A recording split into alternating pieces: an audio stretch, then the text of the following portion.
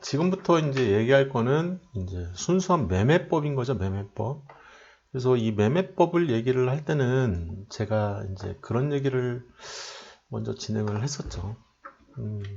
어떤 얘기냐면, 이 저평가 매매법이라는 애는 이제 이 큰 테두리 안에 이제 존재를 하고 있는 거죠. 그래서 이 안에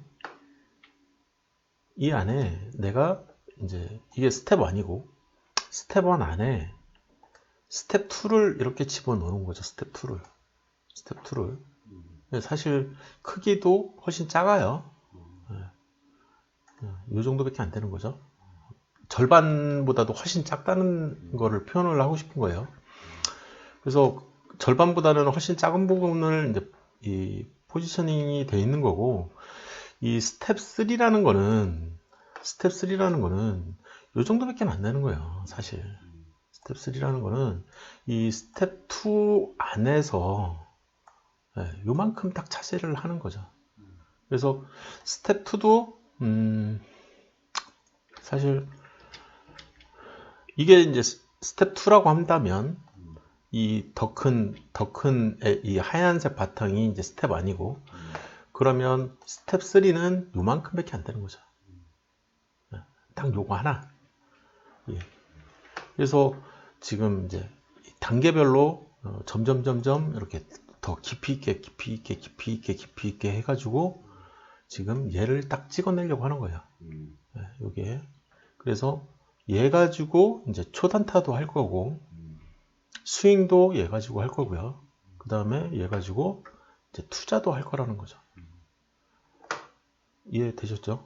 그래서 얘가 다시 스텝 1, 2, 3, 그 다음에 VIP 1, 2, 3 이렇게 해서 이제 쭉 가져가려고 하는 거고, 얘를 내가 잘못 선택한 경우에 다시 스텝 2로 넘어가서 내가 물타기를 하거나 또는 스텝 1으로 넘어가서 물타기를 할 수도 있는 거죠. 이해되셨죠? 이제 큰 그림은 이렇게 보시면 됩니다. 그게 이제 이 저평가 매매법 제일 큰 그림이라는 거죠. 목차는 넘어가고요. 예측과 대응 시스템에 대한 얘기를 진행을 했었죠. 그죠? 그래서 스타트 히어의 이 저평가 매매법을 알려드릴 테니까 따라해라. 그 따라하는 게 바로 터틀의 방식이라고 알려드렸죠. 그래서 이 스타트 히어에서 도입한 이 터틀은 뭐냐?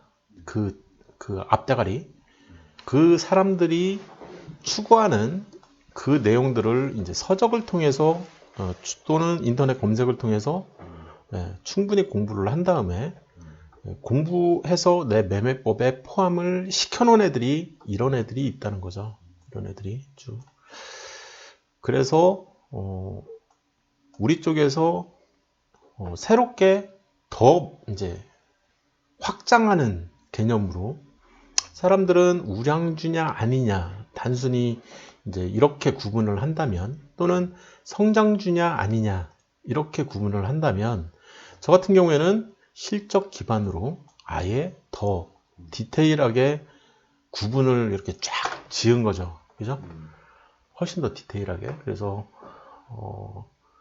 이런 용어들에 대해서는 나중에 이제 투자 쪽에서 나오는 개념이니까 그때 배우실 거고요. 기술적 분석은 다음 시간에 이제 얘네들이 어떻게 도출되는지, 또 어떻게 활용할 수 있는 건지, 그런 것들을 이제 좀 더 이제 원뎁스 더 깊이 있게 들어가는 거죠. 심적 분석은 스텝 3에서 깊이 있게 이제 들어가는 거고요. 그리고 급등주, 작전주 이런 애들은 스텝 3. 그 다음에 테마주는 단기 투자 쪽에서 이제 단기 투자, 중기 투자 쪽에서 이제 테마주를 다루게 되는 거고요. 그 다음에 위험 관리는 어떻게 할래? 지금 이 위험 관리 쪽을 제가 이제 좀 더 업그레이드 작업을 하고 있어요. 그래서 스윙 쪽에서는 제가 이제 스텝 안에 있는 걸 업그레이드 하지는 않을 거고요. 나중에 이제 저쪽 투자 쪽으로 단기 투자나 중장기 이상의 투자, 그쪽은 업그레이드를 스텝 1 기반으로 할 생각을 하고 있어요. 그거는 좀 나중에 얘기할 거고. 그 다음에 이제 예측 시스템 같은 경우에는 전부 다 배제시켜버린다. 단 예외는 추세선 하나. 추세선을 제외한 나머지 예측 시스템은 다 버린다.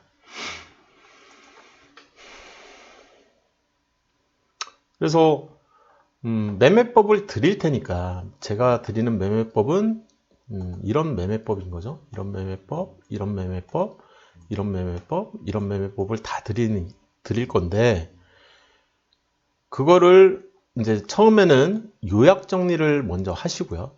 그죠? 제가 지금 시키고 있는 게 그거잖아요. 지금 스텝 1이 끝났으니 얘가 끝났으니 얘를 요약해가지고 페이지 1페이지로 만들어 달라. 네, 그거를 제출을 해라. 그러면 저한테 배운 게 잘 정리가 됐는지 빠진 부분은 없는지 여기서 빠졌다는 거는 필수인데 빠진 거죠. 네, 그거는 빠지면 안 되는데 그리고 만약에 일부러 빼신 거면 왜 빼신 건지를 저한테 설명을 해 주실 수 있으면 되는 거예요. 그거를 숙제 검사를 제가 꼭 하거든요. 이거는 가능하면. 그 다음에 이제 스텝 2를 배우면 스텝 1 원페이지 만든 거에 합쳐서 얘까지 이제 도입을 할 거예요. 스텝 3를 배우면 얘까지 이제 이렇게 하나를 합칠 거고요. 그 상태에서 초단타를 배우면 초단타까지 이렇게 합쳐서 원페이퍼를 다시 만들 거고요. 그 상태에서 단기 투자를 배우시면 합칠 거라고요. 이렇게. 이해되셨죠? 그래서 결론적으로는 원페이퍼에 해당되는 이 한 페이지 내 매매법을 평소에 프린트해서 들고 다니라는 거예요. 저는. 이게 습관이 될 때까지. 이해되셨죠? 왜 만드는지. 그래서 한 페이지짜리 꼭 만드셔야 된다. 글자 크기는 동케어. 그래서 이제 항상 매매법을 내가 이거 결국에는 매매법이죠. 이 주식을 내가 매매하는 방법. 이 주식을 매매하는 방법론은 선정을 어떻게 할 거냐, 그 다음에 진입과 청산은 뭘 어떻게 할 거냐, 그 다음에 위험 관리는 뭘 어떻게 할 거냐. 이 순서는 꼭 지켜달라. 이 원페이퍼를 만들 때. 이해되셨죠? 큰 그림은 요거예요. 그래서 이 페이지가 제일 중요한 페이지가 되겠죠. 손절 금지. 사실 손절 때문에 돈을 못 번다는 거죠. 그래서 손절은 가능하면 안 하는 게 좋다. 근데 안 하기 위해서는 우량주가 뭔지 성장주가 뭔지 그리고 그 특징은 또 뭔지 그거는 정확하게 알고 접근을 해야 된다는 거죠. 그걸 이해하기 위해서 가치투자 발굴 비법이라는 서적을 읽었던 거고요. 최종적으로 이 진짜 가치가 있는 그 종목을 발굴하는 방법론 그 부분을 이해하기 위해서는 이 증권분석이라는 이 서적을 꼭 보셨으면 좋겠다.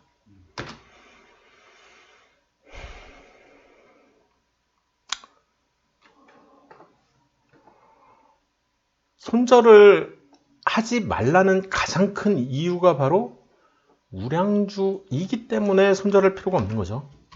우량주이기 때문에. 우량주가 아니면 손절을 해야 된다는 거죠. 쉽게 얘기하면.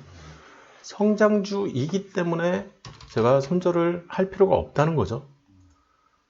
성장성이 깨져도 결국에는 우량주로 바뀌는 거기 때문에 근데 잡주나 똥주로 바뀌어버리면 손절을 고민을 할 필요가 있다.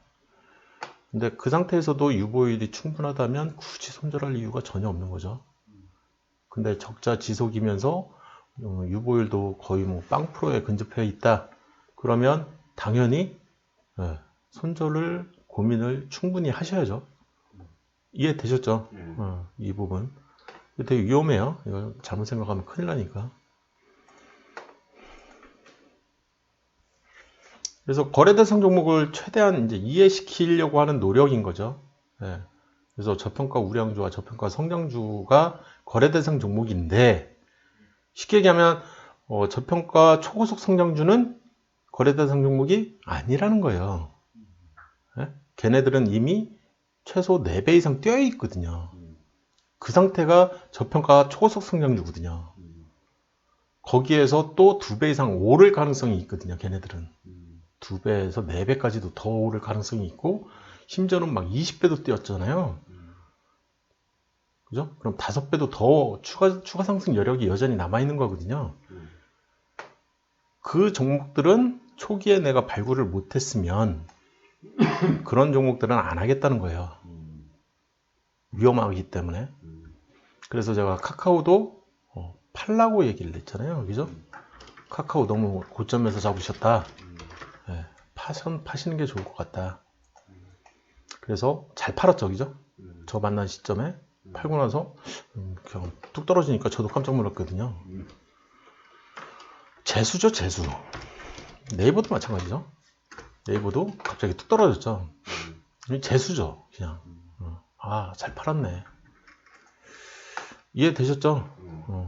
이쪽에 있는 종목들이 저런 위험성이 있는 거예요. 저러다가 이제 대세 하락으로 가버리면 이제 되게 골치 아픈 거죠.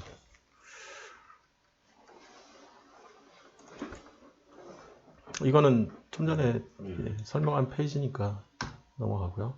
얘도 다 설명을 했죠. 그죠? 그래서 기본적 분석과 그거에 해당되는 지표들, 내가 보고자 하는 지표들, 정확하게 뭔지, 그 다음에 심력 분석에 해당되는 지표들, 근데 이쪽이 이제 되게 취약하죠. 이 영문 가지고 조공 검색 쓰려면. 얘 때문에 이제 또 다시 한번 볼 수밖에 없는 거죠, 사실. 그리고 이쪽은 이제 그나마 조금 이제 괜찮은데, 얘하고 기본적 분석하고 기술적 분석은 그나마 괜찮은데, 심력 분석 같은 경우에는 거의 작살나는 거죠. 그죠? 그리고 문제가, 요것 좀 풀어줬으면 좋겠는데, 요게 돈이죠, 사실. 이게 스토리지 쓰는 거니까. 그죠? 서버에 저장되는 값이기 때문에 개인한테 할당해주는. 그래서 이제 이게 돈이 이제 여기 엮여 있는 거죠. 그래서 이거를 만약에 40개로 늘려준다. 그럼 이제 저는 당연히 40개를 풀로 쓰겠죠. 풀로 쓸 테지만, 돈은 이제 영문이 그 서버를 유지하는 비용이 또 이제 2배 이상으로 늘어나죠. 사실. 늘어나는 거기 때문에 늘려주지는 않을 것 같아요. 저는 개인적으로 굉장히 요긴하게 쓰고 있죠. 지금은 이제 여유 한 개 있다고 했는데 여유가 이제 없죠. 이 한 개를 기본적 분석에 썼고요. 여유가 없죠. 매출액 증감률도 다른 걸로 썼기 때문에 20개를 다 쓰고 있죠. 이제 얘는 6.2 정도 놔도 될 것 같아요. 이것도 이제 언제 어디서나 해서 제가 이제 HTS와 MTS 뜨고 있는 종목들, 제가 이제 이 5전급 등간을 보시면 국순당과 대정화금 똑같이 뜨는 모습을 제가 이제 스크린샷을 한 거고요. 다 똑같이 이제 대정화금 똑같이 뜨죠. 원망테크. 그 밑에 이 JC 캐피탈 똑같이 이제. 그래서 이 HTS에서 뜨고 있는 이 종목들이 MTS하고 그대로 연동이 잘 되고 있기 때문에 내가 이 모바일만 있어도 종목 발굴을 쉽게 할 수 있다는 거죠. 이 종목 발굴을 한 종목들에 한해서 이제 걔만 분석하면 되기 때문에 굉장히 편리한 거죠. 목차고요. 그래서 지금까지는 이제 오버롤 전체적인 이제 기본적인 개념을 좀 더 한 뎁스 더 들어간 개념밖에 안 되는 거니까 여기서부터 이제 매매법인 거죠. 그죠? 그래서 기본적 분석부터 이제 시작을 하려고 하는 거고요. 기본적 분석은 설명 자체를 이제 스타트 히어 용으로 이제 설명을 하고요. 그 다음에 이거에 최대한 가깝게 이제 영문에 어떻게 설정을 할 건지 설정 방법론에 대해서 이제 설명을 하는 거고요. 물론 이제 이 스타트히어에서 얘기하는 이 부분과 이 부분은 차이가 있을 수밖에 없고 그 차이를 증권통 가지고 이제 최대한 커버를 하려고 하는 거죠. 그죠? 그래서 커버를 어디에서 어떻게 하면 되는지 그런 설명 순서로 이렇게 하려고 이제 하는 거고요. 이 부분은 좀 전에 설명했으니까 바로 넘어가고요. 여기에 이제 덧붙여가지고 이쪽 이제 광속이나 신급이나 이 초고속 성장주에 대해서 정의를 50%와 100%로 가져간 거죠. 그죠? 기준만 달라지는 거죠. 이렇게 15%와 30% 두 배죠. 그죠? 여기에서 거의 근 2배에 가깝게, 여기에서 근 2배에 가깝게 늘려놓은 거죠. 이해되셨죠? 그래서 기준점을 이렇게 삼은 거고요. 이쪽도 기준점이 또 별도로 존재를 하고 있죠.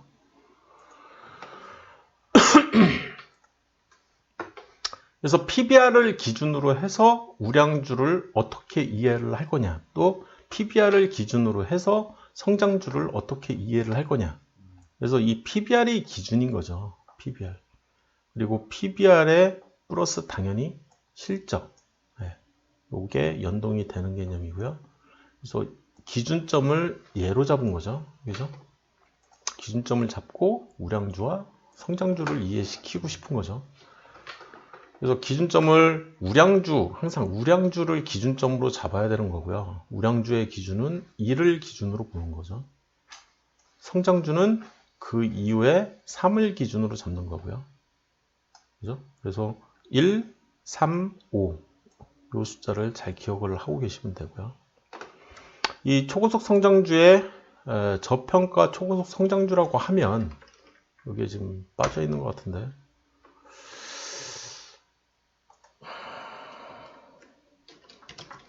저평가된 이제 초고속 성장주인 거죠. 성장주. 얘는 어떻게 잡는 게 맞냐라고 했을 때, 항상 기준은 PBR이잖아요. PBR을 내가 3 밑으로 잡아요. 성장주 정도 수준으로 잡는다고요. 그래도 반토막이 날 수가 있거든요. 그래서 굉장히 훨씬 더 보수적으로 잡는 거예요. 이 성장주의 저평가 성장주는 거의 한 30%를 잡았잖아요. 근데 얘는 30%보다 더 잡잖아요, 지금. 그거를 이해할 수 있으면 됩니다. 얘는 당연히 30%죠.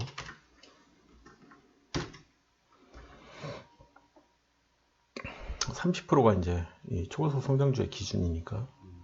그리고 이 밑에도 더 이제 5번, 6번 두 개가 더 있는 거죠, 그죠? 광속과 이제 그거는 이제 저쪽 투자 쪽에서 배우시면 되니까. 그리고 이쪽도 더 있죠, 그죠? 이 계잡주와 개통주가 추가로 더 있는 거죠. 그것도 투자 쪽에서 다루면 되는 거니까. 여기서는 이제 그래서 이 PBR을 가지고 기준을 삼았는데 실제 재산 상태를 가지고도 잡을 필요가 있다. 그게 바로 유보율인 거죠. 그래서 재산 상태를 PBR만 보지 말고 유보율도 같이 보자. 그래서 얼마나 많이 들고 있냐. 그래서 혹시라도 배당을 좀 더 해주지 않을까? 지금 은행 이자를 받을 수 있는 게 얘거든요. 이 유보율. 여기에서 발생되는 수익이 이제 있을 거잖아요. 그러면 거기에 세금을 때리겠다. 기존에는 세금이 없었거든요. 근데 이걸 가지고 투자를 해서 벌어들이는 수익은 전부 다 이 소득세로 매기려고 하는 것 같아요. 정부에서. 그러면 이 회사 입장에서는 이 도찐 개찐 돼버리거든요. 어떻게 보면.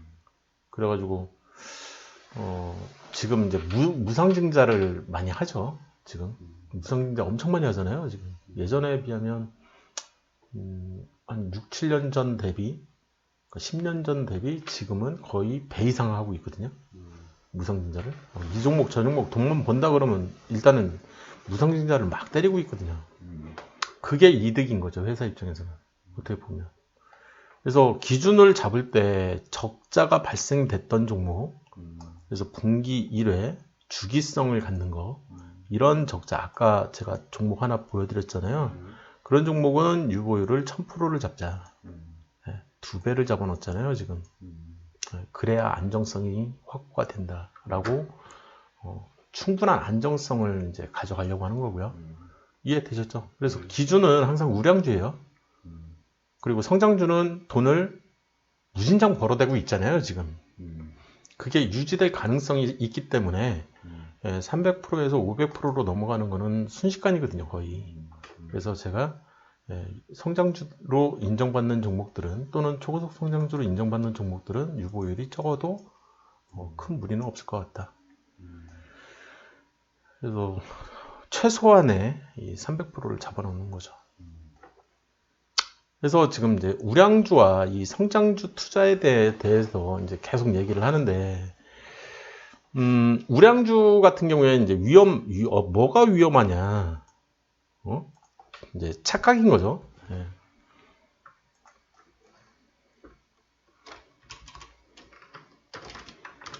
착각이라고 할 수가 있을 것 같아요. 착각. 그래서 그로 인한 이제 위험이 이제 발생하는 거죠. 우량주인 줄 알았더니 우량주가 아니라는 거죠. 얘는 우량주라고 하고 판단하기에는 너무 위험하다. 그래서 이런 애들은 뭐가 문제냐면 이 매출액이 감소가 되면서 적자 발생 가능성이 이제 열리는 거죠. 이런 기업들 중에 예를 들어서 F가 그랬을까요? 재무치를 보면 지금 보면 37에서 1까지 이제 이 매출 증가세가 마이너스 36%에 영업이익은 마이너스 96%가 떴잖아요. 이게 EQ거든요. 마치 성장주로 바뀐 것처럼 이제 느껴질 수도 있거든요. 왜냐하면 이쪽에서 이제 거의 초고속 성장성을 갖는 매출을 찍은 흔적이 있으니까. 근데 에코의 3분기 실적을 보면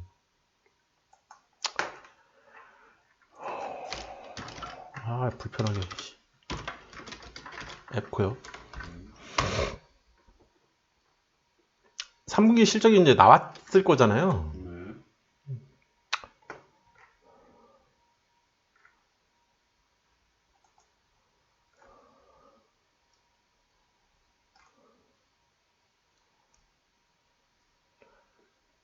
지금 PBR이 1.7에 퍼가 지금 5.91이면 퍼가 5.91이면 굉장히 좋은 거거든요. 그 전에 돈을 엄청 많이 벌어들이는 듯이 이제 얘기를 하는데 이거는 작년 얘기거든요. 이런 거에 속으면 안 되거든요, 사실. 왜? 지금 오늘 날짜 기준이 중요한 거잖아요. 지금 오늘 날짜 기준으로 지금 3Q 실적이 이렇게 나왔는데 영업이익이 마이너스가 떴어요. 그러면은 퍼도 마이너스잖아요. 문제가. 그죠? ROE도 당연히 마이너스로 이제 표기가 될 거고, 퍼도 마이너스로 이제 표기가 이렇게 될 거란 말이죠. EPS가 마이너스니까. 이해되셨죠? 무슨 얘기인지. 그러면 적자거든요. 말 그대로. 그러니까 여기도 3Q 실적이 나왔는데 3Q 실적을 기준으로 설명을 여기 이제 다시 해주는 게 좋죠. 12월 결산 기준으로 이렇게 얘기를 해주면 착각을 할 수가 있거든요.